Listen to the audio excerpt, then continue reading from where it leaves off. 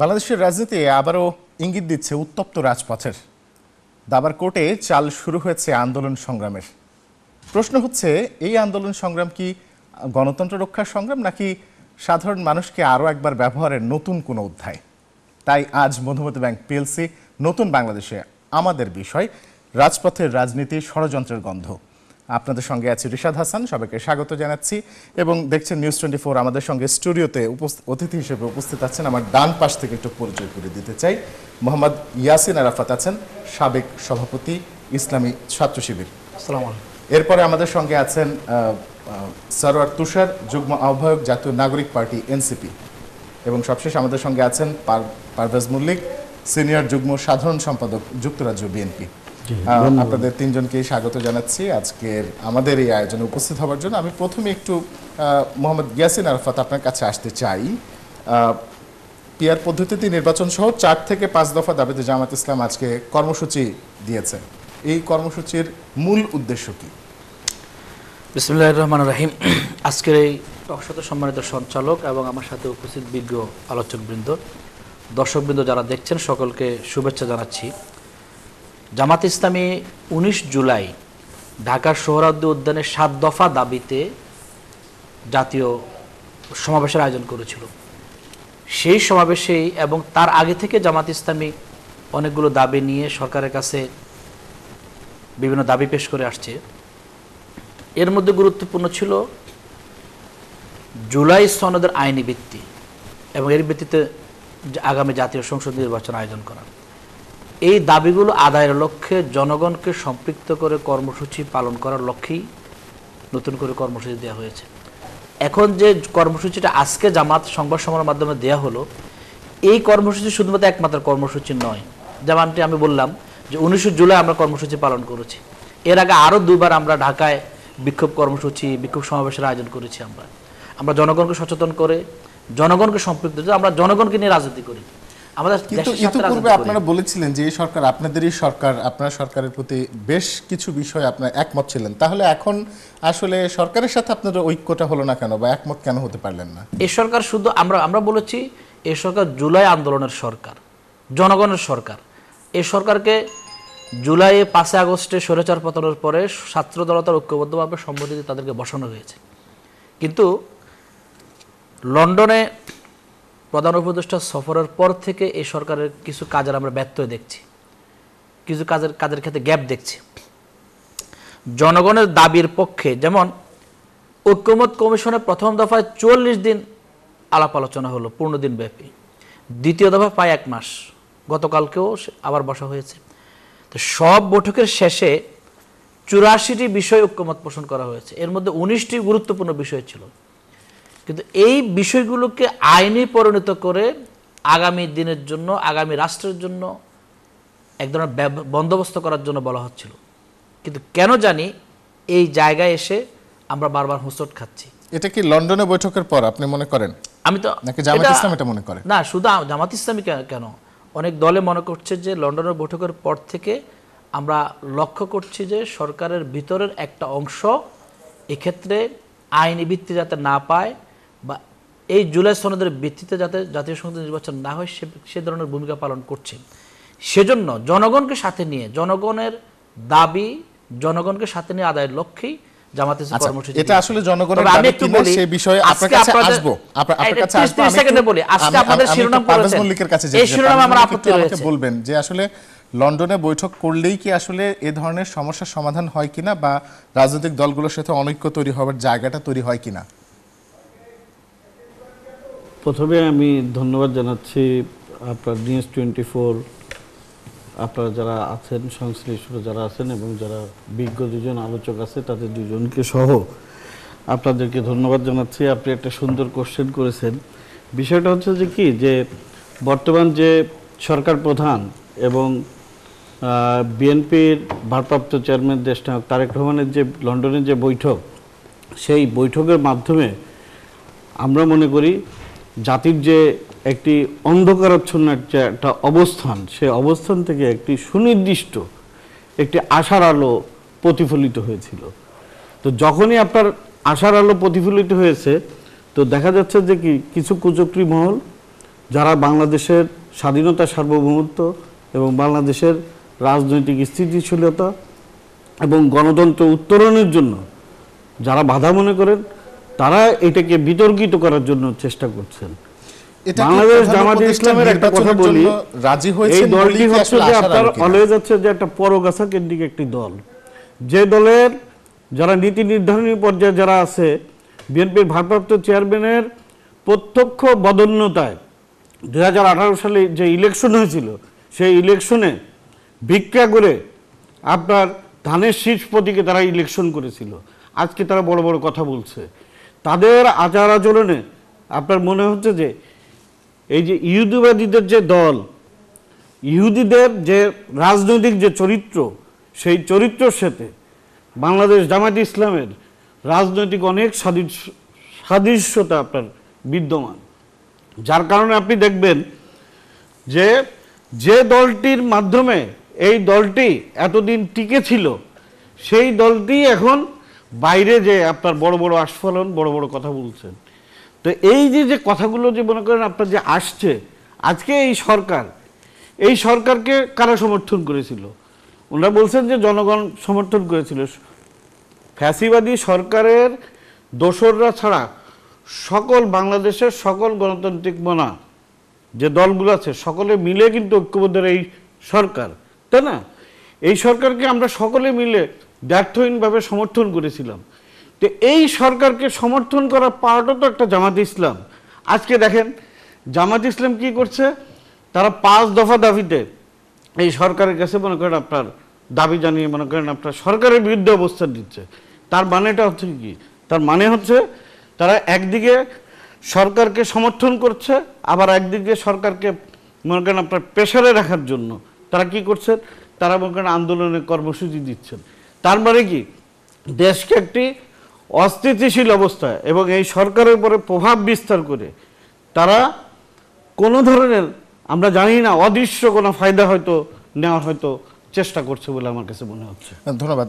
Sir তুষার, আপনার কাছে আসবো। এনসিপিও একটা আন্দোলনের ঘোষণা দিয়েছে, বলেছে জুলাই সনদ বাস্তবায়ন না হলে কঠোর আন্দোলনের কথা। গতকালকে আমরা একটা গণমাধ্যমে পড়েছি এবং দেখেছিও। সেক্ষেত্রে আসলে জামাতের পথেই কি এনসিপি হাঁটছে? আপনাকে ধন্যবাদ এবং আমার 2 সহ-আলোচককে আমি শুভেচ্ছা জানাই। জামাতের পথে হাঁটছে এই ফ্রেমিংটার মধ্যে না, এটা ধরেন গত 15 বছর বিএনপি হাইফেন জামাত, জামাত হাইফেন বিএনপি এভাবে বলা হতো। এখন বলার চেষ্টা করা হয় যে এনসিপি বলতে আলাদা কিছু না, এটা জামাতেরই আরেকটা সংগঠন, এভাবে বলার একটা চেষ্টা করা হয়। একই ধরনের ফ্রেমিং, একই ধরনের প্রবণতা। জামায়াত ইসলামী বাংলাদেশের একটা রাজনৈতিক দল, এনসিপি আরেকটা রাজনৈতিক দল, তাদের স্বতন্ত্র দাবি আছে। হ্যাঁ, অনেকগুলো দাবি ম্যাচ করে, অনেকগুলো দাবি করে না। তো যেগুলোতে করে না আমরা একসাথে নাই, আর বাকিগুলোতে আমাদের ঐক্যমত্য কমিশনে যেমন আমরা বলেছি যে জুলাই সনদের আইনি ভিত্তি দিতে হবে, তো এই ক্ষেত্রে তো আমাদের মধ্যে ঐক্য আছে। কিন্তু অন্য ক্ষেত্রে আপনার যেমন ধরুন ওনারা পিআর চায়, হোল পার্লামেন্ট, আমরা সেটা চাই না, ফলে আমরা তাদের ওই ইয়েতে আন্দোলনে নাই। কিন্তু তাদের পথে হাঁটছে এরকম না, আমরা আমাদের রাজনৈতিক বিবেচনা মোতাবেকই কাজ করব। কিন্তু এখানে যেই কথাটা বলা দরকার, যেমন এই যে আমার ভাই একটু আগে বললেন যে লন্ডন মিটিংয়ের প্রসঙ্গে, লন্ডন মিটিং নিয়ে তো আমাদেরও আপত্তি আছে যে কোনো সরকার, পৃথিবীর ইতিহাসে কোনো সরকার কোনো রাজনৈতিক দলের সাথে পর দেশে গিয়ে, আরেকটা দেশের ভূমিতে গিয়ে এরকম জয়েন্ট স্টেটমেন্ট দেয় না, নজির নাই। তো এটা ধরেন আমারও প্রশ্ন আছে, আমি বললে কি আমিও দেশবিরোধী কুচক্রী মহল, আমিও কি স্বাধীনতা বিরোধী শক্তি? এই যে ট্যাগিংয়ের রাজনীতি, এটা আওয়ামী লীগ কিন্তু 15 বছর করেছে। দুর্ভাগ্যজনকভাবে ওইটার যে ধ্বংসাবশেষ, এইটাই এখন বিএনপি ওটার উপর আশ্রয় করছে, নতুন কোনো ন্যারেটিভ তারা দেখাতে পারছে না। এটা ভেরি আনফর্চুনেট। আর জামায়াতের আন্দোলনের কথা ওনারা বললেন যে দেখেন একটা গণতান্ত্রিক সরকার যখন থাকে, ওই গণতান্ত্রিক সরকারের কাছে আপনার দাবি থাকবে, ওই গণতান্ত্রিক সরকারকে আপনি কোনো কোনো ক্ষেত্রে সমর্থন করবেন। আনকন্ডিশনাল বিরোধিতা এবং আনকন্ডিশনাল সমর্থন কোনোটার যে দরকার নাই। আপনি সমর্থন করি আমরা সবাই মিলে এই পরিস্থিতি, বিভিন্ন বিষয়ে আমাদের দাবি থাকবে না সরকারের কাছে, যে কোনো গণতান্ত্রিক সরকার ওই দাবি দেওয়াগুলো শুনবে। জামায়াত ইসলামের দাবি আছে, আমাদের আছে, উনাদের আছে, বিএনপির আছে। তো এখন যদি এই সরকারকে এত খারাপ হয়ে যায়, জামায়াত ইসলাম বা অন্যান্য দল যারা আন্দোলন করতে চাচ্ছে, উনারা যমুনা গো যমুনা, আমরা কিন্তু যমুনা আন্দোলন করেন নাই এবং সেখান থেকে 2 উপদেষ্টা পদত্যাগ চান নাই। তারপর তো দেখা গেল যেই 2 উপদেষ্টার মধ্যে একজন ছিলেন সিকিউরিটি অ্যাডভাইজার, তাদের পদত্যাগ চাইলেন, মানে এই পদত্যাগ না করলে তারা যমুনা থেকে সরবেনই না। পরে দেখা গেল এই উপদেষ্টারই দুতিয়ালিতে লন্ডনে মিটিং হলো, আমরা কি এগুলো দেখি নাই? ফলে বিএনপি এগুলো মনে রাখতে হবে, খুব বেশি দিন আগের ঘটনা না, খুবই অফিশিয়াল কোনো মিটিং ছিল না। না, আচ্ছা, exactly the point, official meeting ছিল না, তো আপনি জয়েন্ট স্টেটমেন্ট কিভাবে দেন? একটা আনঅফিশিয়াল মিটিংয়ে। আমরা কিন্তু এটা আপত্তি করি নাই যে প্রফেসর ইউনূস তার একটা কাজে, আমাদের প্রধান উপদেষ্টা তিনি তার একটা কাজে যাচ্ছেন লন্ডনে, গিয়ে যদি ওখানে যেহেতু বিএনপির অ্যাক্টিং চেয়ারম্যান ওখানে আছেন, ফলে দেখা সাক্ষাৎ হবে, আমরা এটা নিয়ে কোনো আপত্তি করি নাই। বাট এই জয়েন্ট স্টেটমেন্ট কেন? তাহলে আপনার এই ঐক্যমত্য কমিশন কি? এটা টুটো জগন্নাথ? এখানে সমস্ত রাজনৈতিক দল বসছে না? আপনি তো জয়েন্ট স্টেটমেন্ট দিলে এখান থেকে দিতে হবে, যেখানে সমস্ত রাজনৈতিক দল আছে, মানে যেটাকে বলে যৌথ স্টেটমেন্ট সমস্ত স্টেক হোল্ডারদেরকে নিয়ে দেওয়া হয়। কিন্তু আমি বলছি যে এখন যে আন্দোলনকে দেশবিরোধী, কুচক্রী মহল, ষড়যন্ত্র এই সমস্ত ভাষায় বলা হচ্ছে, তো কয়েকদিন আগে যখন যমুনা গো যমুনা, আমরা কিন্তু যমুনা বলে আপনি আন্দোলনে নামলেন এবং doctor Mohammad Yunus fed up হয়ে বললেন যে আমি দায়িত্ব ছেড়ে দেবো, সেটার বেলায় কি? এটা তো কিছুদিন আগের ঘটনা, এত তাড়াতাড়ি ভুলে গেলে তো হবে না। ফলে এই দ্বিচারিতাগুলো করার কোনো দরকার নেই। প্রত্যেকটা রাজনৈতিক দলের স্বতন্ত্র অবস্থান থাকবে। যেমন আমি এক সেকেন্ড, যেমন ওনাদের এই পিআরের দাবি, আমি মনে করি যে এটা আমরা এই মুহূর্তে আমাদের দলের অবস্থান না, কিন্তু আমরা কিন্তু এটা বলছি না যে আন্দোলন মানে কুচক্রী মহল, স্বাধীনতা বিরোধী শক্তি, এই ল্যাঙ্গুয়েজগুলো থেকে এখন আমাদেরকে বের হতে হবে। পারভেজ মল্লিক, আমি একটু আরেকবার আপনার কাছে আসবো। আসলেই কি বিএনপি ট্যাগিং এর রাজনীতি করছে? বিএনপি কখনোই ট্যাগিংয়ের রাজনীতি বিশ্বাস করে না, করছেও না। আমি একটা কথা বলি যে এনসিপির আমাদের যে ভাই যেটা মনে করেন বললেন যে এনসিপি তো হাফ গভর্নমেন্ট হাফ বিরোধী দল, মনে করেন হাফ রাজনৈতিক দল। আপনার মাহফুজ এবং আসিফ এরা কোন জায়গার সৃষ্টি? এটা তো সবাই জানে নাহিদ কোন জায়গা থেকে আসছে, তাই না? তো আপনার ধরেন এরা যদি বিরোধী মতেরও যদি যেতে চায়, তার মানে হচ্ছে যে কি, যে আপনি যদি এখন এই লন্ডনের বৈঠককে যদি আপনি যদি এনসিপিও যদি বিরোধিতা যদি করতে যদি যায়, তো এনসিপি তো সরকারেরও পার্ট, তাহলে তো ডক্টর মোহাম্মদ ইউনূসটা একাই সরকার না, তাই না? তো এই সরকারের সাথে ওনার সাথে যারা আছে স্টেক হোল্ডার যারা আছে তারাও তো সরকারের পার্ট। তা সরকারের যদি পার্ট যদি হয়, তাহলে তো এনসিপি যদি ওই সরকারের পার্ট যদি হয়, তাহলে তো আপনার মনে করেন যে এই বৈঠকের সাথে এনসিপিও তাহলে তো মনে করেন আপনার সম্পৃক্ততা আপনার মনে করেন আসে। আর একটা জিনিস হচ্ছে যে কি, যে রাজনীতির ক্ষেত্রে যখন যেটা আপনার প্রয়োজন, তাই না, তখন আপনি মনে করেন সেইটাই মনে করেন আপনার করা উচিত বা করা হয়েছে। এখন এই বিষয়টা, বৈঠকের বিষয়টা নিয়ে যদি জবাবদিহির যদি বিষয়টা যদি হয়, তার সব থেকে ভালো হচ্ছে যে আপনার সরকার প্রধান যিনি আছে তার কাছে যদি জবাবদিহিতার বিষয়টা যদি মনে করেন বিভিন্ন রাজনৈতিক দল যদি করতো, তাহলে একটা বিষয় ছিল। আর আপনার যে সনদের যে কথাটা যেটা মনে করেন আপনার যেটা বলা হচ্ছে, আমরা তো এই যে আমরা এই সনদ দিয়ে আপনার সঙ্গে আবারও আলোচনায় আসবো, কিন্তু তার আগে একটু মোহাম্মদ ইয়াসিন আরাফাত আপনার কাছে আসবো। জামায়াত ইসলামী কেন মনে করেন নির্বাচনী লেভেল প্লেইং ফিল্ড নেই? রাজনৈতিক কর্মকাণ্ড তো জামায়াত ইসলাম ঠিকঠাক মতো চালিয়ে যাচ্ছে। আমি আপনার কথার প্রসঙ্গ একটু বলবো, তার আগে আমি শেষের দিকে 30 সেকেন্ড চাইছিলাম, সময়টা দেন না আপনি। আমি বলছি আজকে আপনাদের শিরোনামটা ঠিক করলেন, এই শিরোনামটা তো আপত্তিকর শিরোনাম। আন্দোলনের কর্মসূচির সাথে আপনারা চিহ্ন আছে না, প্রশ্নবোধক চিহ্ন দিলেন, কিন্তু আপনি প্রশ্নবোধক চিহ্ন আলোকত উচ্চারণ করেননি। দেখেন, আজকে বিভিন্নভাবে যখন জনগণের দাবির পক্ষে কোনো কথা আসে, এক শ্রেণীর মানুষ, এক শ্রেণীর মিডিয়া এটাকে এক এক ধরনের ফ্লেমিং করার চেষ্টা করে, ট্যাগ দেওয়ার চেষ্টা করে। আমার ভাই যে কথা বললেন, দেখেন আপনি উপরের দিকে থুতু মেললে এটা নিজের দিকে আসে, থুতু যদি আপনি মারেন। উনি বলছেন জামাত ইসলামী হচ্ছে পরগাছা দল। বিএনপি আজকে পর্যন্ত জামাতের সহযোগিতা ছাড়া কখনো ক্ষমতা আসতে পেরেছে? 1991 সালে জামাত ইসলামী 18টি আসনে নির্বাচিত হয়। জামাত নিঃস্বার্থভাবে কোনো শর্ত ছাড়াই, কোনো এমপি নেওয়া ছাড়াই আমরা বিএনপিকে সমর্থন দিয়েছি। ওই সময়ের বিএনপিকে সমর্থন না দিলে একটা সুন্দর সরকার গঠন হবে না, রাষ্ট্রের যে স্টেবিলিটি সেটা নিশ্চিত হবে না। 2001 সালে আপনি ক্ষমতায় গিয়েছেন, তাও কিন্তু জামাতের সাথে জোট করে। আবার জামাত ছাড়া ব্যতীত আপনি 96 সালে ক্ষমতায় গেছেন, 15 দিনের বেশি ক্ষমতা থাকতে পারেন নাই। তো আপনি সেই দল জামাতকে পরগাছা বলছেন, বিএনপি কোন গাছা আমি সেটা বলতে চাই না, জনগণ সেটা মূল্যায়ন করবে। আমি ওনার কথা প্রসঙ্গে বলছি, উনি ওনাকে ইহুদির চরিত্রের সাথে মিলালেন।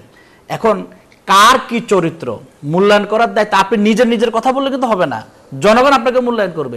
শুধু এই একটা বছরে বিএনপি যতগুলো আচরণ জনগণের সাথে করেছে, ব্লেসিং ছিল দেখে ছিল না দেখে 96 সালে আপনারা 4টা আসন পেয়েছিলেন, এই ততগুলো আচরণ দ্বারাই কিন্তু জনগণ মূল্যায়ন করছে। আপনি পাথর মেরে হত্যা করলেন, বিএনপির এক গ্রুপ আরেক গ্রুপের একজনকে পাথর মেরে হত্যা করছে। এই সভ্য যুগে, আধুনিক যুগে, আপনার মধ্যযুগীয় কায়দায় আপনি সিস্টেমে হত্যা করলেন, প্রকাশ্য দিবসকে আপনি খুন করছেন, আপনি চাঁদাবাজি করছেন, আপনার নাম হয়ে গেছে টেম্পোস্টেন। সুতরাং আপনি আপনার মানে চেহারাটা একটা আয়না দেখেন। সুতরাং জামাত ইসলামী একটা আদর্শবাদী দল, আদর্শবাদী দলকে এ ধরনের ট্যাগ দেওয়া হয়, এ ধরনের ব্লেম দেওয়া হয়, বিভিন্ন প্রপাগান্ডা চালানো হয়। 16 বছর ধরে গুম, খুন, নির্যাতন, আয়নাগর, এত হত্যাকাণ্ড হওয়ার পরেও বিশ্বের এমন একটা দল খুঁজে পাওয়া যাবে না যার 1 থেকে 11 পর্যন্ত শীর্ষজন নেতাকে কারাগারে কিংবা ফাঁসির কাছে ঝুলিয়ে হত্যা করার পরেও সে দল টিকে থাকে, সে দল রাজনীতি করতে পারে, সে দল সমাজে স্টেবল থাকে। আমরা সেটা আলহামদুলিল্লাহ আল্লাহর উপর ভরসা করি, আমরা কাউকে ভয় করি না, আমরা এক আল্লাহর উপর ভরসা করে আমরা কিন্তু কাজ করে যাচ্ছি এই সমাজে। সুতরাং এই জায়গা থেকে যত ব্লেমে আসুক, যত কথায় আসুক না কেন, আমরা দেখি জনগণ আমাকে ভালোবাসে কিনা। কারণ জনগণ আমাকে ভালোবাসে বলেই 16 বছরের নির্যাতনের পরেও এই জনগণের আশ্রয় কিন্তু আমরা এদেশে ছিলাম, আমাদের পালিয়ে যাওয়া লাগে নাই। কিন্তু শুধু এই যে এইগুলো 4 থেকে সাক্ষী 5 ওনারা দফা আছে। দাবির কথা আপনারা বলছেন, 5 দফা দাবির কথা বলা হয়েছে, এটাই যে আসলে জনগণের দাবি, সেটা আপনাদের রিসার্চটা কি? আচ্ছা দেখেন, একটা রাজনৈতিক দল যে কোনো দাবি করতেই পারে। আমরা পিআরের পক্ষে কথা বলছি, পিআরের বিষয়ে কেউ উচ্চকক্ষ বলছে, কেউ নিম্নকক্ষ বলছে। 31টা দল ঐক্যমত কমিশনের সংলাপে গিয়েছিল, তার মধ্যে 25টা দল হয় উচ্চকক্ষে না হলে নিম্নকক্ষে পিআরের পক্ষে। তাহলে আপনি এটাকে গুরুত্ব দিবেন না? একটা জরিপ হলো সেখানে উচ্চকক্ষে 71% জনগণ পিআরের পক্ষে। এখন আপনি পিআর উচ্চকক্ষ হোক নিম্নকক্ষে হোক, একটা জরিপ হলো 31টা দলের মধ্যে 25টা দল একমত এটার সাথে। কিন্তু আপনি যদি বলেন পিআর কি মাথায় দেয় না গায়ে মাখে, জনগণ এটা বোঝে না। আসলে আমাদের জনগণকে রাজনীতিবিদরা বোকা বানিয়ে রাখতে চায়, মানে আমরা সব জানি, জনগণ কিছু জানে না।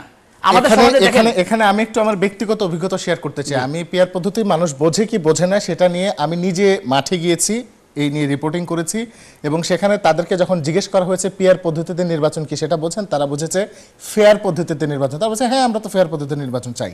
তো আসলে পিআর এবং ফেয়ার জামাত ইসলাম কোনটা চায়? দেখেন, আমরা পিআরটা ফেয়ার সিস্টেমে চাই। আপনি জনগণ একজনের কাছে দুজনের কাছে গিয়ে আপনি মূল্যায়ন করতে পারেন, কথা শুনতে পারেন। আমরা কি বলেছি যে জনগণ 100% সবাই পিআর বোঝে? আমরা দেশের উন্নতির জন্য দেখেন 53 বছরে যে সিস্টেমে আপনি দেশের রাজনীতিতে গণতন্ত্রকে আপনি স্থাপন করতে পারেননি, সে জায়গায় পিআর পদ্ধতি আমরা জাতির সামনে উপস্থাপন করেছি। এটার পজিটিভ নেগেটিভ আলোচনা হতে পারে, জনগণকে জানানো যেতে পারে, কিন্তু আপনি জনগণকে জানাবেন না।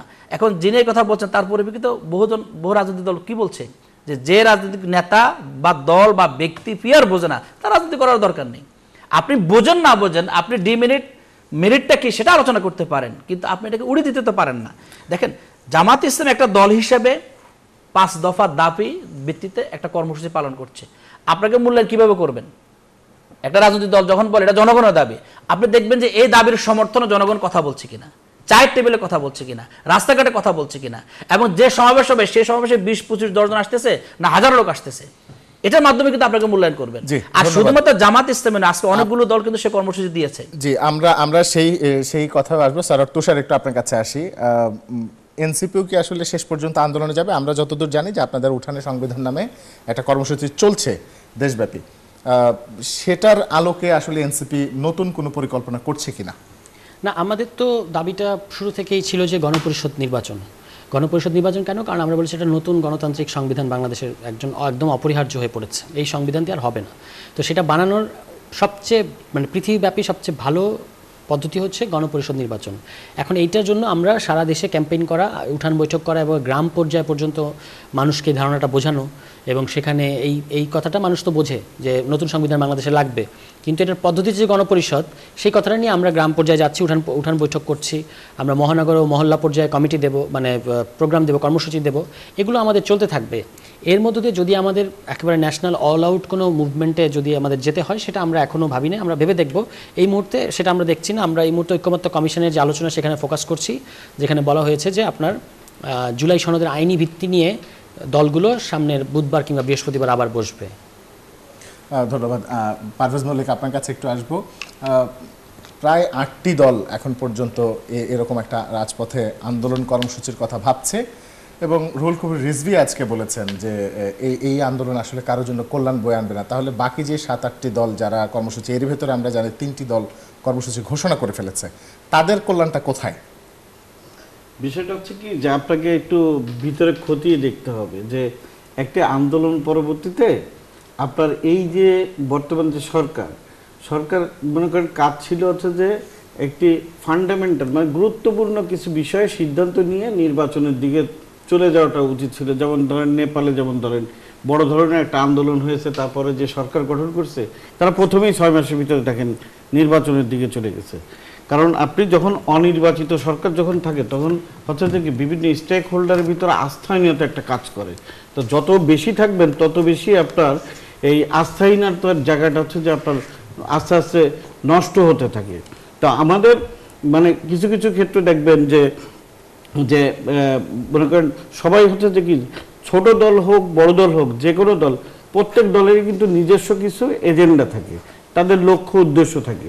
যেমন ধরেন যে এখন বাংলাদেশ জামাতে ইসলাম মনে করেন কোত্থেকে কীভাবে যে একটা মনে করেন আপনার এই জনমত জরিপ দেখছেন 72%, ধরলাম ওইটা ভুয়া না, ধরলাম আপনার মনে করেন জনমত জরিপ যদি 72% যদি চেয়ে যদি থাকে তাহলে ভাই আপনারা নির্বাচন করেন না। 72% যদি আপনাদেরকে ভোট যদি দেয়, আপনারা সরকার গঠন করেন, আল্লাহ রহমতে আপনারা সরকার গঠন করবেন, সরকার গঠন করে আপনারা সংখ্যাগরিষ্ঠতা পাবেন, তাহলে তখন আপনারা এই পেয়ার পদ্ধতিতে আপনারা চলে যান। আপনারা জনগণকে খালি খালি ধোঁকা দেওয়ার তো কোনো মানে হয় না রে ভাই। আমি আমার অঞ্চলে আমি কাকে নির্বাচিত করব, আমি তাকে চিনবো না জানবো না, আমি ভোট দেব এক জায়গায়, মানুষ এমপি হবে আরেকজন, আর আপনি সেটাকে জায়েজ করার জন্য আপনি কাজ করবেন। এত বড় বোকা তো বাংলাদেশের জনগণ মনে করেন হয়নি। আপনি মানুষকে মানে বোকা বানানোর সহজ পদ্ধতি হচ্ছে যে এইটা। এখন আমার রাইট আছে যে আমার এলাকার এমপি কে হবে তাকে চেনা এবং জানার আমার কিন্তু রাইট আছে। এখন আমি যদি আপনার যদি ভোট দিচ্ছি, আমি একটা পার্টিকে আমি ভোট দিচ্ছি, কিন্তু আমি জানছি না যে আমার জনপ্রতিনিধি কে হচ্ছে, তাই না? তাই সেইটা বলার অধিকার তো মনে করেন আপনার আছে। তা আপনাদের যদি এত জনপ্রিয়তাই যদি থাকে তাহলে আপনারা ইলেকশন করেন, ভোটে যান। আপনাদের অনেক জনপ্রিয়তা যদি থেকে থাকে তাহলে তখন আপনারা চেঞ্জ করবেন। আর এই যে সনদের কথা বলেন, ওনারা তো কোরআন এবং সুন্নাহর লোকেদের রাষ্ট্র পরিচালনা করতে চায়। তো আপনার এই সনদে কি কোরআন এবং সুন্নাহর লোকে কি আপনার এই যে মনে করেন ওনটা কি রাষ্ট্র যদি পরিচালনা করে সনদে কি ওইটা উল্লেখ আছে? তারপরে যে আরেকজন আছে আপনার হেফাজতে ইসলাম, তারা আফগানিস্তান বানাতে চায়, বাংলাদেশকে আফগান স্টাইলে রাজনীতি করতে চায়, সনদে কি ওইটা আছে? তার মানে হচ্ছে যে কি এরা জানে না, এরা জানে যে জনগণের কাছে গেলে চূড়ান্তভাবে তারা আসলে ক্ষমতায় যাবে না। এই কারণে আপনার ক্ষমতায় যাবে না, যেহেতু এমন কিছু কাজ করছে, এমন কিছু কথা বলছে যেগুলো আগামী দিনের রাষ্ট্র পরিচালনা বা আগামী দিনের যে ভোট সুষ্ঠুভাবে গণতন্ত্র যাওয়ার পথে বাধাগ্রস্ত করার এটা পন্থা ছাড়া আমার কাছে আর কিছু মনে হচ্ছে না। ধন্যবাদ। সবাই নির্বাচন চায়, কেউ চায় গণপরিষদ নির্বাচন, কেউ গতানুগতিক পদ্ধতিতে নির্বাচন, আবার কেউ চাইছেন পিয়ার পদ্ধতিতে নির্বাচন। এই বিতর্ক বা এই আলোচনা অব্যাহত থাকবে। মধুমতি ব্যাংক পিএলসি নতুন বাংলাদেশে নিচ্ছে ছোট্ট একটা বিরতির পর যখন ফিরবো তখন সঙ্গেই থাকুন।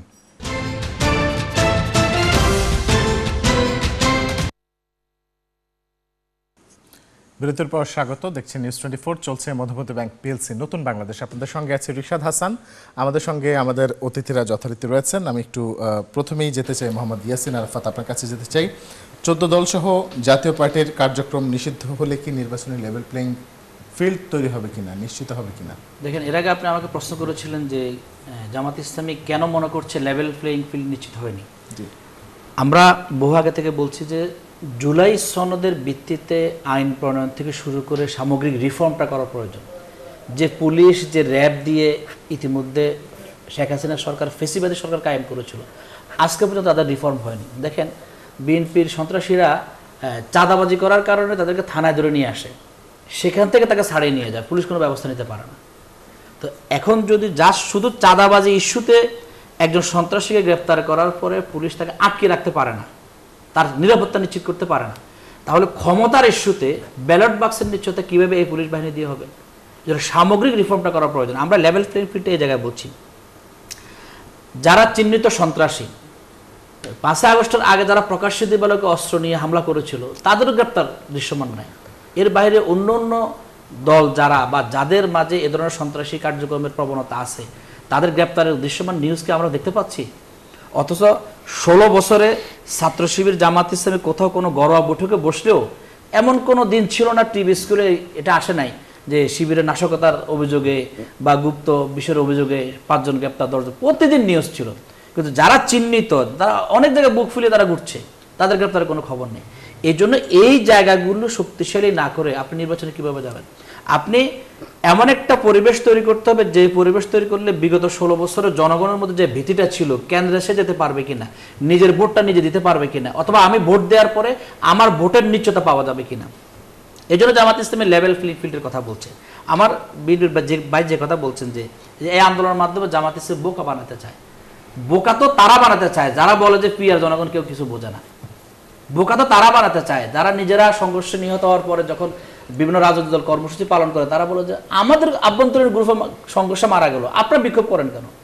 একটা ন্যাক্কারজনক ঘটনা ঘটে গেল, যেটা সামাজিকভাবে সম্পূর্ণ মানে এক ধরনের নির্মম হত্যাকাণ্ড, সেখানে একটা আদর্শবাদী রাজনৈতিক দল বা জনগণকে নিয়ে রাজনীতি করে, তারা কি বসে থাকতে পারে? পিয়ার পদ্ধতিতে নির্বাচনের বিষয়টি কিন্তু একেবারে পার্শ্ববর্তী দেশ নেপালে একটা জ্বলজ্যান্ত উদাহরণ আছে। কয়েক দফায় তাদের সরকার কথায় কথায় নেপালের উদাহরণ আসে, কিন্তু কথায় কথায় জার্মানির উদাহরণ আসে না, কথায় কথায় উন্নত বিশ্বের উদাহরণ আসে না। ফিনল্যান্ড, নরওয়ে সহ বেশ কয়েক জায়গা আছে, কিন্তু তাদের কিন্তু নানা ধরনের ফরমেশনে তাদের পিয়ার 91টা রাষ্ট্রে পিয়ার পদ্ধতির প্রচলন আছে। আজকে দেখেন জনগণকে একটা বোকা বানানোর কথা, যেটা যে ভোট দিব 14 গ্রামে আর এমপি হবে 20 গ্রামে, এই কথাটা বলে একটা ধোঁকা দিতে চায়। পিয়ার পদ্ধতির 6 থেকে 8টা সিস্টেম আছে, যে সিস্টেমগুলোর মাধ্যমে, যে পদ্ধতির মাধ্যমে জনগণ তার প্রতিনিধিও পাবে, তার পাশাপাশি প্রত্যেকটা জনগণ তার ভোটের মর্যাদা পাবে। আর আমাদের সমাজে কি হয়, আমার ভোট আমি দেবো, যাকে খুশি তাকে দেবো। এটা করতে গিয়ে যখন দেখা যায় যে না, আমার ভোট তো পৌঁছে যাবে, তো তার ইচ্ছার বিরুদ্ধে সে ভোট দেয়, যোগ্য দক্ষ ব্যক্তিকে দেখে ভোট দেয় না। কিন্তু এই পিয়ার পদ্ধতির মাধ্যমে একদম একটা ভোটেরও মূল্যায়ন শেখানো হবে, আমরা সেই কথাটি বলছি। আর এই ভোটের মাধ্যমে ফেসিবাদ তন্ত্র, তারপরে নমিনেশন বাণিজ্য সবকিছু বন্ধ হয়ে যাবে। এই নমিনেশন বাণিজ্যের কথা আসলে তারা বলে যে এখানে তো নমিনেশন বাণিজ্য আরো বেশি হবে। আপনি পিয়ার পদ্ধতিতে 300 জনের তালিকা গোটা জাতির সামনে দেখাইতে হবে। আপনি 300 জন কিভাবে আনবেন? আপনাকে সিন্ডিকেট করে দিবেন, ওই যে মমতাজের মতো বা যারা সংসদে কথা বলতে পারে না তার মতো করে দিবেন? আপনি তো আপনার দলের ভিতরে গণতন্ত্র চর্চা করবেন। আমার কাছে কি মনে হয় জানেন, বিএনপি পিয়ার পদ্ধতির ব্যাপারে একদম নাকশ কেন? কারণ তাকে গণতান্ত্রিক সিস্টেমে, গণতান্ত্রিক প্রক্রিয়া, তার রুট লেভেল থেকে প্রার্থী বাছাই করে ওই প্রার্থীকে সিলেক্ট করে জাতির সামনে তালিকা পেশ করতে হবে। এই গণতান্ত্রিক প্রক্রিয়া করার মতো সক্ষমতা বিএনপির মধ্যে নাই, এজন্য তারা উল্টা বোকা বানানোর কথা বলে। কার্যক্রম নিষিদ্ধ সম্পর্কে জানতে চাইছি। হ্যাঁ, 14 জনের তালিকা নিষিদ্ধের কথা বলে দেখেন, ফেসিবাদ এবং ফেসিবাদের দোসর যারা ফেসিবাদ তন্ত্র কায়েম করেছিল 2014 সালের নির্বাচনে, আপনারা দেখেন যখন কোনো দল নির্বাচনে যাচ্ছিল না, শুধুমাত্র এরশাদ, তার সাথে ভারতের যিনি পররাষ্ট্র সচিব, তিনি এসে দেখা করলেন। দেখা করার পর তিনি জাতির সামনে এসে বক্তব্য দিলেন। কি বক্তব্য দিলেন? যে আমরা যদি নির্বাচনে না যাই তাহলে এখানে মৌলবাদী বিএনপি সহ তারা ক্ষমতা চলে আসবে। ওই সময় যদি জাতীয় পার্টি নির্বাচনে না যেত, তাহলে এই পর্যন্ত আরো 8-10 বছর জনগণকে ফেসিবাদ তন্ত্রের মধ্যে থাকতে হতো না। বাংলাদেশে যখনও ফেসিবাদ তন্ত্র কায়েম হয়েছে, তার জন্য গৃহপালিত বিরোধী দল হিসেবে জাতীয় পার্টি ভূমিকা পালন করেছে। ইনু দেখেন, মেনন দেখেন, এই যে 14 দল 5 আগস্টের আগে জামাত ইসলামী নিষিদ্ধ করার ব্যাপারে যে বক্তব্য দিয়েছিল, সেই বক্তব্য নির্বাচনে গিয়েছে জাতীয় পার্টির সঙ্গে। দেখেন, জামাত ইসলামী এদেশের ক্রান্তির লগ্নে সবসময় সঠিক ভূমিকা পালন করেছে। সিএসএ জামাত ইসলামী নির্বাচনে গিয়েছে, আবার জামাত ইসলামীর 10 জন সংসদ সদস্য পদত্যাগ করার সূত্র ধরে এরশাদের পতন হয়েছিল, সংসদ অকার্যকর হয়েছিল। সুতরাং জামাত ইসলামী দেশের 71 সঠিক সিদ্ধান্ত নিয়েছিল ভাই, 71 কি সঠিক সিদ্ধান্ত নিয়েছিল? 71 বিষয়ে আমরা কথা বলেছি। আমাদের সেখানে আমরা বলছি যে আমাদেরকে স্বাধীনতা বিরোধী বলে, আমরা বলছি আমরা স্বাধীনতা বিরোধী না, আমরা অধীনতা বিরোধী। ভারতের অধীনতার বিরুদ্ধে কথা বলেছি আমরা। ঠিক আছে, আমরা এই বিষয়ে আসবো। স্যার তুষার, একটু আপনার কাছে আসি। জাতীয় পার্টি নিষিদ্ধের ইস্যুতে এনসিপির বর্তমান অবস্থান কি এখনো অনড় আছে কিনা? জি, এটার ব্যাপারে বলছি। তার আগে একটা জিনিস বলি, যে নেপালের উদাহরণটা উনি তো বললেন, এছাড়াও বেশ কিছু আলোচনা শুনলাম যে নেপালের প্রসঙ্গ, নেপালি ইলেকশনের ডেট হয়ে গেছে, নেপালে তো আন্দোলনকারীরা ঘরে ফিরে গেছে, এই কথাগুলো বারবার আনা হচ্ছে। এবং এটা প্রথমত তথ্যের বিভ্রান্তি আছে, এবং দ্বিতীয়ত মিসপ্লেসড এই তর্কটা। কেন? কারণ হচ্ছে যে নেপালে ইলেকশনের ডেট দিয়ে দিয়েছে জানেন? কারণ নেপালে কোনো সাংবিধানিক ক্রাইসিস নাই। এই যে আপনি নেপাল ইলেকশনের ডেট দিয়ে দিয়েছে এই প্রসঙ্গ তুলবেন, কিন্তু নেপাল যে গণপরিষদের মধ্য দিয়ে তারা একটা নতুন সংবিধান করেছে, এইটা কেন আপনি নেবেন না? এই যে সেদিন 2008 থেকে 15 সালের মধ্যে তো তারা 2 দফায় চেষ্টা করে তারপর গণপরিষদ করেছে। তো সেটা করেছে বলেই তো তাদের আজকে সাংবিধানিক ইস্যু নাই এবং সংস্কারের ইস্যু নাই। তারা শুধুমাত্র এই সরকারের দুর্নীতি এবং স্বজনপ্রীতির বিরুদ্ধে ছিল এই আন্দোলন। এই কারণে নতুন যে সরকারটা এসছে, তত্ত্বাবধায়ক সরকার, অন্তর্বর্তী সরকার, তারা একটা নির্বাচনের ঘোষণা দিতে পেরেছে। আমাদের বাস্তবতা সেটা না। আমাদের একটা সেই 71-এর পর থেকে, মুক্তিযুদ্ধের পর থেকে আমাদের দেশে একটা সাংবিধানিক ক্রাইসিস আছে। এইটা স্বীকার করতে না চাইলে অন্য বিষয়, কিন্তু এটা হচ্ছে বাস্তবতা, যেটা এখন অফিসিয়াল। কেন অফিসিয়াল? কারণ হচ্ছে কমিশন কাজ করেছে এই বক্তব্য শুরু করে আমাদের যে কমিশন, যে আমাদের একটা সাংবিধানিক ষড়যন্ত্র আছে, এটাকে দূর করতে হবে। গতকালকে প্রধান উপদেষ্টার বক্তব্যে সে কথার প্রতিধ্বনি আমরা শুনতে পেয়েছি। দ্বিতীয় কথা হচ্ছে, নেপাল প্রসঙ্গে আরেকটা জিনিস বলা হচ্ছে যে আন্দোলনকারীরা তো ঘরে ফিরে গেছে। আন্দোলনকারীরা সুশীলা কার্কিকে যে ওনারা অন্তর্বর্তী সরকার প্রধান করেছেন, এটা দেশটার সেনাবাহিনী এবং রাষ্ট্রপতির সাথে আলোচনা করে এটা আন্দোলনকারীদেরই নাম প্রস্তাব করা, ঠিক আমাদের দেশের মতো। আন্দোলনকারীরা যেভাবে ডক্টর মোহাম্মদ ইউনূসের নাম বলেছেন, এবং আন্দোলনকারীরা ইয়েতেও আসছেন, মন্ত্রিপরিষদ এখনও তাদের গঠিত হয়নি, সেই মন্ত্রিপরিষদে দক্ষ, তারা বলেছেন যে দক্ষ এবং মানে যারা কম্পোজড ইয়াং তাদেরকে তারা মন্ত্রিপরিষদে নিয়ে আসবে। ফলে এই উদাহরণগুলো যারা দিচ্ছেন তারা আসলে তো ঠিক ইনফরমেশনগুলো আমাদেরকে দিচ্ছেন না। জাতীয় পার্টির প্রসঙ্গে আমাদের বক্তব্য হচ্ছে, এই যে একটু আগে ইলেকশনের লেভেল প্লেইংয়ের কথাটা আসলো, জাতীয় পার্টিকে রেখে লেভেল প্লেইং ফিল্ড আপনি করতে পারবেন না। কেন করতে পারবেন না? কারণ এই যে আমাদের ঘোষণাপত্র প্রোক্লেমেশন যেটা দিল প্রধান উপদেষ্টা, সেখানে তিনি কি বলেছেন, ওই প্রোক্লেমেশনে কি বলা আছে যে 2014 ইলেকশন, 2024 ইলেকশন, এগুলো হচ্ছে কুকটাপ ইলেকশন, এগুলো মানে ডামি ইলেকশন এবং প্রশ্নবিদ্ধ ইলেকশন। তো এই ইলেকশনে যারা ডামি বিরোধী দল হয়েছে এবং একই সাথে সরকারের সুবিধা ভোগ করেছে, একই সাথে আপনি প্রধানমন্ত্রীর বিশেষ দূত এবং একই সাথে আপনি গৃহপালিত বিরোধী দল, এইটা করে যে বাংলাদেশে আপনি গণতন্ত্র ধ্বংস করলেন, তাহলে যারা যারা এই কাজটা করেছে ওই সকল দলের শাস্তি হতে হবে। ওই সকল দলগতভাবে নিষিদ্ধ করবেন কিনা দ্যাটস আ ডিফারেন্ট ডিসকাশন, কিন্তু অবশ্যই তাদের শাস্তি হিসেবে, দলগত শাস্তি হিসেবে আগামী নির্বাচনে তারা অংশ নিতে পারবে না। যদি আপনি নির্বাচনে অংশ নিতে দেন, তাহলে যেটা ঘটবে যে ফ্যাসিবাদ বিরোধী যতগুলো রাজনৈতিক দল আছে এবং জনগণ তাদের জাতীয় পার্টির উপর ভীষণ ক্ষোভ আছে, আওয়ামী লীগের উপর তো আছেই, তখন তারা কিন্তু প্রতিরোধ করতে চাইবে এবং ইলেকশনের পার্টি হিসেবে পুলিশ এবং জনপ্রশাসন আসলে তাদেরকে তখন প্রোটেক্ট করতে বাধ্য। তার মানে আপনি একটা ফ্যাসিবাদী পক্ষকে জনগণের বিরুদ্ধে দাঁড় করিয়ে দিচ্ছেন, পুলিশকে তখন ফ্যাসিবাদীদের পক্ষ নিতে হচ্ছে, পুলিশ প্রশাসন এটা চায় না। এই কারণে তাদেরকে যদি আপনি নিয়ে আসেন, তাহলে ইলেকশনে একটা রক্তারক্তি পরিস্থিতি তৈরি হবে, সহিংসতা তৈরি হবে। এই জন্য তাদেরকে ইলেকশনে আনা যাবে না। এবং আমরা বলেছি 2014 এবং 24 ইলেকশনের জাতীয় পার্টির যে ভূমিকা, এই যে ওনাদের যে এখন মহাসচিব পাটোয়ারি সাহেব, উনি নিজে তো আওয়ামী লীগের সমর্থনে ইলেকশন করেন নাই, তো তারা তো কোন মুখে এখন আবার ইলেকশনের কথা বলেন? ফলে তাদেরকে দেখে কোনো সুষ্ঠু নির্বাচন সম্ভব না। ধন্যবাদ। পারভেজ মল্লিক, একটু আপনার কাছে আসবো। জাতীয় পার্টি নিষিদ্ধের ইস্যুতে এখনো পর্যন্ত আমরা যতদূর জানি যে বিএনপি তার বিরোধিতা করেছে এবং তারা বলেছে যে কোনো গণতান্ত্রিক দেশে রাজনৈতিক দলের কার্যক্রম নিষিদ্ধের বিপক্ষে সবসময় বিএনপি রয়েছে। তো এখন পর্যন্ত বিএনপি কি আসলে সেই বিষয়ে অনড় আছে কিনা? বিষয়টা হচ্ছে কি, যে আপনি হাসিনা যে প্রক্রিয়ায় ফ্যাসিবাদী তন্ত্র আপনার কায়েম করেছিল, আপনি কি সেই প্রক্রিয়া কি অনুসরণ করে বাংলাদেশে আরেকটি ফ্যাসিবাদী সিস্টেমকে আপনি কায়েম করতে চান? এখন যদি আপনি জাতীয় পার্টিকে যদি মনে করেন আপনার এই ফ্যাসিবাদী দোসর বলে আপনি তাকে রাজনীতির থেকে উচ্ছেদ করতে চান, তাহলে তো আমি বলবো যে জামাত ইসলামকেও তো একই কায়দায় আপনি তাদেরকে ফ্যাসিবাদী দোসর হিসেবে আপনি মনে করেন তাদেরকেও বাদ দেওয়ার কথা আসে। কী কারণে? তারা স্বাধীনতা বিরোধী। তারা 14ই ডিসেম্বর বাংলাদেশে বুদ্ধিজীবী হত্যাকারী সাহায্যকারী, বুদ্ধিজীবী যে হত্যা হয়েছিল সেটা সাহায্যকারী। 86 সালে এরশাদ যখন নির্বাচন করে, তখন মনে করেন এরশাদের সাথে জোট বেঁধে, এরশাদের সাথে ইলেকশন করে ওই নির্বাচনকে বৈধতা দেওয়ার সাহায্যকারী। 96 সালে বেগম খালেদা জিয়া সরকারের বিরুদ্ধে আন্দোলন করেছিল এই যে ফ্যাসিবাদী হাসিনার সাথে যুগপৎ একসাথে আন্দোলন করে, মানে 96-তে হাসিনার সাথে মনে করেন কাজ করেছিল। তার মানে হচ্ছে যে কি, যে আমার এই ছোট ভাইরা হয়তো পূর্বের ইতিহাসটা হয়তো জানে না, এই জন্য মনে করেন আপনার নতুন প্রজন্মের মনে করেন জানা দরকার। 96 সালে আপনার এই জামাত ইসলাম হাসিনার সাথে মনে করেন মানে সহযোগিতা করেছে। হাসিনার সাথে 86-তে আপনার এই 86-তে হাসিনার সাথে যে ইলেকশন করে এই এরশাদকে বৈধতা দিয়েছিল। তাই এদের মুখে আপনি মনে করেন ভালো কথা কিভাবে মানায়? এই দেশে বাংলাদেশে জামাত ইসলাম রাজনীতি করছে বা রাজনীতি করার সুযোগ কে দিয়েছিল? শহীদ রাষ্ট্রপতি জিয়াউর রহমান তাদেরকে রাজনীতি করার সুযোগ দিয়েছিল। আজকে তারা বড় বড় কথা বলছেন, আজকে তারা গণতন্ত্রের কথা বলছেন। জামাত ইসলামের কাছ থেকে যদি গণতন্ত্রের কথা, আপনি ভোটের রাজনীতির কথা যদি শিখতে হয়, তাহলে খুবই দুঃখজনক। এই কারণে আমি বলছি যে বাংলাদেশে অপরাপর কোনো গুপ্ত সংগঠন আপনি পাবেন না। যেরকম জামাত ইসলাম থেকে আপনার এই যে গুপ্ত মনে করেন আপনার মানে সংগঠনগুলো মনে করেন আপনার বের হচ্ছে, বিভিন্ন দলের ভিতরে বের হচ্ছে।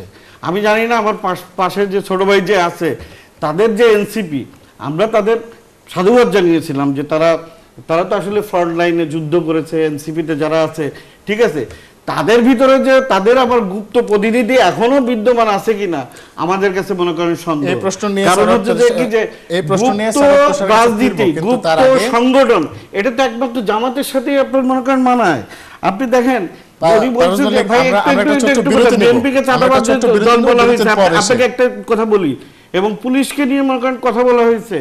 বাংলাদেশে জামাতপন্থী যত পুলিশ আছে আপনার খোঁজ দিয়ে দেখেন, প্রত্যেকটা ভালো ভালো জায়গায় মনে করেন পোস্টিং আছে। প্রশাসনে যারা আছে প্রত্যেকটি জামাতের লোক মনে করেন জায়গায় মনে করেন দখল করে আছে। তারা বলে এক করে এক। আর একটা জিনিস হচ্ছে যে কি, এই ফ্যাসিবাদী সরকার উৎখাতের পরে আপনি জামাত ইসলামের দেখেন তো কয়টি মামলা করেছে এই ফ্যাসিবাদী সরকারের দোষরদের বিরুদ্ধে? জামাত ইসলাম মামলা করেনি, বরঞ্চ তারা ভোটের রাজনীতিতে কি করছে, এই ফ্যাসিবাদীর যেই সরকারের যেই সমস্ত দোষররা আছে লোকাল সব জায়গায় তারা এই আওয়ামী লীগের যে দোষর যেগুলো আছে তাদেরকে তারা শেল্টার দিচ্ছে। আমার কথা আপনারা বিশ্বাস না হলে আপনারা যান, যান, গেলে আপনারা মনে করেন জানতে পারবেন। তার মানে হচ্ছে যে ফ্যাসিবাদকে এই দেশে এখন পর্যন্ত আপনার শেল্টার দিয়ে যাচ্ছে জামাত ইসলাম, গুপ্ত রাজনীতির প্রবর্তন করেছে তারা। এখন বিরতির পর যখন ফিরবো তখন পারভেজ মল্লিক সহ অন্যান্য যেসব আমাদের অতিথি আছেন তাদের এই আলোচনা অব্যাহত থাকবে, সঙ্গে থাকুন।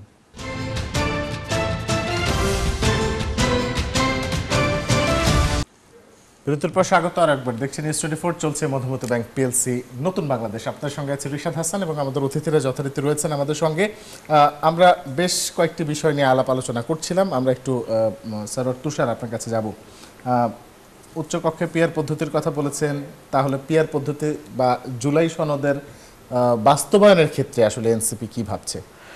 জুলাই সনদের বাস্তবায়ন পদ্ধতির ক্ষেত্রে আমরা বলেছি যে একমাত্র সারা পৃথিবীব্যাপী ধ্রুপদী পদ হচ্ছে যে আপনি যেহেতু এই ইতিমধ্যে যে সকল প্রস্তাব সুপারিশ কমিশন থেকে এসছে যেগুলো আমাকে সংস্কার করতে হবে, এগুলো কিন্তু বিদ্যমান সংবিধানের বেসিক স্ট্রাকচারকে চেঞ্জ করে ফেলে। যেমন ধরেন আপার হাউস কি আপনার সংবিধানে আছে? নাই, আপনি এটা ইন্ট্রোডিউস করছেন। আপনি হাইকোর্টে বিকেন্দ্রীকরণ আনছেন, আপনি নারীদের প্রতিনিধিত্বের কথা বলছেন, এইগুলো তো এই সংবিধানে নাই। তাহলে এই যে বেসিক স্ট্রাকচার চেঞ্জ করে এমন জিনিসপত্র তো আপনি এই সংবিধানের অধীনে গঠিত পার্লামেন্টে করতে পারবেন না। ফলে আপনাকে গণপরিষদ গঠন করতে হবে। আমরা বলেছি একটা নির্বাচনের মধ্যে দিয়ে এটা করা সম্ভব, যে যারা বিজয়ী হবে তারা প্রথমে যারা সংসদে আসন পেয়েছে তাদের সবাইকে নিয়ে গণপরিষদ গঠন করবে এবং প্যারালালি সরকার পরিচালিত হবে, মানে দুই ট্র্যাকে সমান তালে চলতে থাকবে। গণপরিষদে আপনি একটা টাইম দিয়ে দেবেন, 120 দিনের মধ্যে তাদেরকে সংবিধান দিতে হবে। তারা ওই 120 দিনের মধ্যে সংবিধান সংস্কার করবে জুলাই সনদের ভিত্তিতে। এরপর গণপরিষদ মানে অটোমেটিক্যালি বিলুপ্ত হয়ে যাবে এবং সরকার কিন্তু থাকবে। ওই নির্বাচনের মধ্যে দিয়ে যারা বিজয়ী হয়েছিল তারাই কিন্তু সরকারে থাকবে। এই যে ফর্মুলা, এটা ছাড়া অন্যান্য যে সকল পদ্ধতি প্রস্তাবিত হয়েছে তার সমস্তগুলোতে কিন্তু কিছু কিছু ভুল আছে, মানে কিছু কিছু আপনার মানে আপনাকে স্থায়ী সমাধান দেবে না। এটা হচ্ছে এক। আর 2 নম্বর হলো, এটা বলে আমি সারি যে জামায়াত ইসলামের প্রসঙ্গে যেটা বলেছেন, মানে এটা আমি ইতিহাসের স্বার্থে বলতেছি যে জামায়াত ইসলামের সমালোচনা অবশ্যই করা যাবে এবং তারাও তাদের সমালোচনার উত্তর তারা দেবে। কিন্তু বিএনপির কাছ থেকে, উনি বলেছেন না জামায়াত ইসলামের কাছ থেকে গণতন্ত্র শিখতে চাই না, তো বিএনপির কাছ থেকে আমরা জামায়াত সমালোচনা শুনতে চাই না। কেন জানেন? আপনি 17টা বছর তাদেরকে নিয়ে থাকলেন, ক্যাবিনেট দিলেন তাদেরকে, দেওয়ার পরে এই 26শে জুলাই মানে গত বছর 26শে জুলাই তখন আপনি বললেন যে জামায়াত একদম উল্লেখ করে মির্জা ফখরুল ইসলাম আলমগীরের নামে এই আপনি বিবৃতি দিলেন জামায়াত ইসলামী সহ আমরা আন্দোলন করব। যখনই 5 আগস্ট ঘটে গেছে সুবিধাজনক সময় আপনি ত্যাগ করছেন। তো এখন ত্যাগ করছেন কেন? আগে করলেন না কেন? অনেক ধন্যবাদ মোহাম্মদ ইয়াসিন আরাফাত। 71-এর ঘটনা জানা সত্ত্বেও কেন তরুণ প্রজন্ম জামাত ইসলামকে ভোট দেবে? খুব সংক্ষেপে, আমাদের সময় খুব কম। আমাদের ফারুজ মল্লিক ভাই আজকে মনে হয় জামাত নিয়ে কথা বলার জন্য এজেন্ডা সামনে আসছে। দেখেন 71 বলেন বা জামাত ট্যাগ বলেন, যে কথাবার্তা বলেন, বস্তা পচা যে ব্যাপারে অভিযোগগুলো যেগুলো জনগণ খায় না, জনগণ যদি গ্রহণ করতো জামাত আজকে এই অবস্থা থাকতো না, এই গ্রহণযোগ্যতা জায়গা যায়। উনি কি বললেন যে জামাত ইসলামী শহীদ রাষ্ট্রপতি জামাতকে সুযোগ করে দিলেন। আচ্ছা, উনি তো অন্তত শহীদ রাষ্ট্রপতি জিয়াউর রহমান, খালেদা জিয়া, তারেক রহমান সাথে বড় নেতা না। খালেদা জিয়া কি বললেন? যে যুদ্ধাপরাধের অভিযোগ, রাজাকারের অভিযোগ, তারা রহমান কি বললেন? এগুলো সব ভুয়া কথা। এটা তো ওনাদের নেতারা বলছেন। মানে উনি কোন টাইপের নেতা উনি নিশ্চয় জানেন সেটা। ওনাদের নেতারা যেখানে সার্টিফাই করে গেছেন যে শুধু আন্দোলন দমানোর জন্য, জোটকে ক্ষতিগ্রস্ত করার জন্য, দেশকে পিছিয়ে দেওয়ার জন্য, এটা এক ধরনের ট্যাগ, এটা তারা এগুলোর সাথে কোনো জড়িত না, ওনাদের নেতারা বলে গেছেন। আর উনি এখন আজকে সেই কথাগুলো বলার চেষ্টা করছেন। আর জামাত তাকে একটা মামলা করে নাই। জামাত ইসলামী বিগত 16-17 বছরে যে ধরনের নির্যাতন নিপীড়নের শিকার হয়েছে, জামাত তখন মামলা করার সুযোগ পায়নি। কিন্তু 5 আগস্টের পরে প্রত্যেক জেলায় জেলায় জামাত ইসলাম নেতারা যেখানে ক্ষতিগ্রস্ত হয়েছে, জনগণ যেখানে ক্ষতিগ্রস্ত হয়েছে, অসংখ্য মামলা হয়েছে। আমাদের আইনজীবীরা সেই মামলাগুলো এখনো লড়ে যাচ্ছেন। সুতরাং আপনাকে তো তথ্য জেনে ভূমিকা পালন করতে হবে। আপনি 17 বছর আপনার পক্ষে ছিল, আপনার সাথে ছিল, আপনি যার সহায়তা নিয়ে ক্ষমতায় গেলেন তখন কোনো কথা বললেন না, এজেন্ডা কিন্তু ছিল, ইস্যু ছিল। কিন্তু এখন যখন আপনার চাঁদাবাজির বিরুদ্ধে, টেন্ডারবাজির বিরুদ্ধে, পাথর মেরে খুন করার বিরুদ্ধে প্রকাশ্যে যে কাজগুলো হচ্ছে, আমি তার বিরুদ্ধে কথা বলছি। আমি যখন জুলাই সনদের বাস্তবায়ন চাই, আমি যখন ফেয়ার পদ্ধতিতে বাস্তবায়ন চাই, একটি গণতান্ত্রিক রাষ্ট্রে একটা রাজনৈতিক দল যে কোনো দাবি করতে পারে। আপনি মনে করলেন যে আপনার ক্ষমতা দেওয়ার ক্ষেত্রে এই দাবি মনে হচ্ছে বিরোধিতা, আপনি তখন আবার ট্যাগ দেওয়া শুরু করলেন। ট্যাগের রাজনীতি দিয়ে আওয়ামী লীগ পরাজিত হয়েছে, এখন তাদের কি অবস্থা হবে এটা জনগণ ঠিক করবে। অনেক ধন্যবাদ। আমাদের সময় একদম সংক্ষিপ্ত। পারভেজ মল্লিক, আপনার কাছে শেষ প্রশ্ন, এটা দিয়ে আমরা শেষ করব। আমরা প্রায় শুনি তারেক রহমান শীঘ্রই দেশে ফিরবেন, তাহলে কবে ফিরবেন তারেক রহমান? এটা হচ্ছে যে একান্ত হচ্ছে ওনার মানে পারিপার্শ্বিক অবস্থা, রাজনীতি এবং ব্যক্তিগত মনে করেন আপনার সিদ্ধান্তের মনে করেন বিষয়, এটা দলের সময় সুযোগ মতো উনি নিশ্চয়ই দেশে চলে আসবেন বলে আমরা মনে করি। এবং আমার কাছে মনে হয় না যে খুব বেশি সময় আছে যে উনি মনে করেন, উনি তো দেশপ্রেমিক মানুষ, উনি দেশে আসতে চান, উনি দেশে আসবেন, দেশে রাজনীতি করবেন, উনি দেশে এসে নির্বাচন করবেন, নির্বাচন করে মানে জনগণের কাছে যাবেন এবং নির্বাচন করবেন। তো কিছুদিন অপেক্ষা করেন, কিছুদিন পরেই অতি শীঘ্রই ওনার দেশে ফেরার বিষয়ে আপনার ঘোষণা শুনতে পারবেন বলে আশা করছি। অনেক ধন্যবাদ আমাদের 3 জন অতিথিকেই, আপনারা আমাদের স্টুডিওতে এসে আমাদের সাথে মূল্যবান সময় দেওয়ার জন্য এবং আপনাদের মতামতের জন্য। আমরা শেষ করবার আগে বলতে চাই, সেটি হলো ক্ষমতার খেলা বা রাজনীতি যাই হোক না কেন, আন্দোলন সংগ্রাম রাজপথ সবসময় জনগণ ভালোর দিকেই আছে, সবসময় জনগণ শান্তির দিকেই আছে এবং সেই সঙ্গে সব কিছুর সমাধানের দিকেই আছে। সবাই খুব ভালো থাকুন, সুস্থ থাকুন, সুন্দর থাকুন। রবি থেকে বৃহস্পতি দেখুন মধুবতী ব্যাংক পিএলসির নতুন বাংলাদেশ। আজকের মতো এখানেই শেষ করছি। শুভরাত্রি।